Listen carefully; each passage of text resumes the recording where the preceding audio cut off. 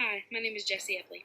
Today I will be recapping the literature review section of an article I found called I'm Demi and I Have Bipolar Disorder, Effect of Parasocial Contact on Reducing Stigma Toward People with Bipolar Disorder. This article was written in 2017 by Norman Wong, Catherine Lookadoo, and Gwendolyn Nisbet. This presentation is the second digital platform assignment for COM 601 Communication Fluency. I chose this article as it interested me for many reasons. I am the daughter of a psychiatric nurse, and I studied psychology as my minor in my undergraduate career, and I have always considered myself to be a mental health advocate. And though I don't suffer from bipolar disorder myself, we do have a long-running history of the disorder in my family, which makes me very familiar with the stigmas that do surround that specific disorder. And that being said, I'm also just simply a fan of Demi Lovato. So this article really was able to tie in all of those interests into one research topic that I found very informative and interesting. The purpose of the study stated in this article was to see if negative stereotypes toward bipolar disorder could be reduced as a function of mode of disease disclosure from a celebrity, in this case being Demi Lovato, diagnosed with the condition. And they do that by measuring various factors of parasocial interactions, social distance, narrative transportation, and negative stereotypes. Although there are many references within this article, there are three main literature references that appear throughout the entire article. The first major article is Manic Depressive Illness, Bipolar Disorders, and Recurrent Depression, written by Goodwin and Jameson. The authors use this literature to define, explain, and provide insight to the reader about bipolar disorder and common symptoms that those diagnosed will experience. And this really helps give the reader a better understanding of the disorder itself before actually diving into the research involving stigmas surrounding it. The two other main articles that are referenced are the parasocial contact hypothesis and the nature of prejudice.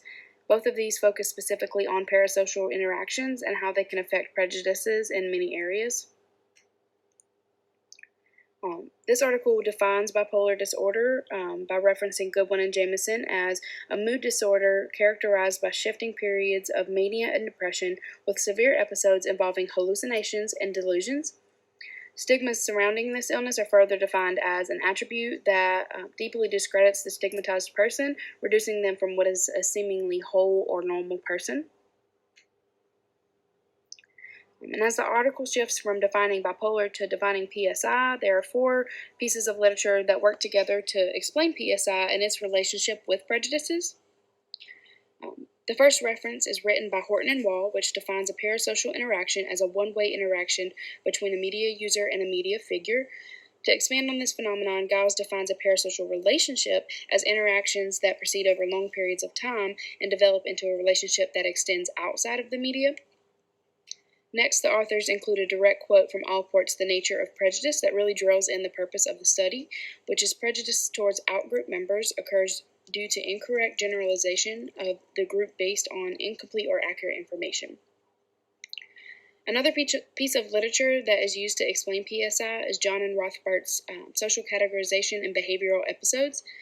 The authors use this piece to state that in-group members can reduce level or prejudice amongst out-group members through positive interactions, and that furthermore, mere contact is not sufficient enough to reduce the stereotypes. And Demi Lovato comes into play here when the authors reference her interviews, PSAs, and videos where she's used her platform to not only disclose her own personal struggle with the disorder, but also state her efforts to reduce the social distancing and stigmas around it.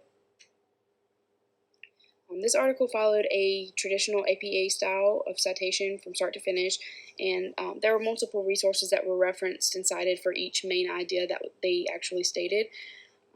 And the use of paraphrasing really helped to provide the reader with a deeper understanding of each literature and conclusion. So that is all for today. Thank you for watching this presentation of Digital Platform Assignment 2, and I hope that anyone interested in this topic will definitely check out this article. It will be linked in the description box below. So until next time, thank you.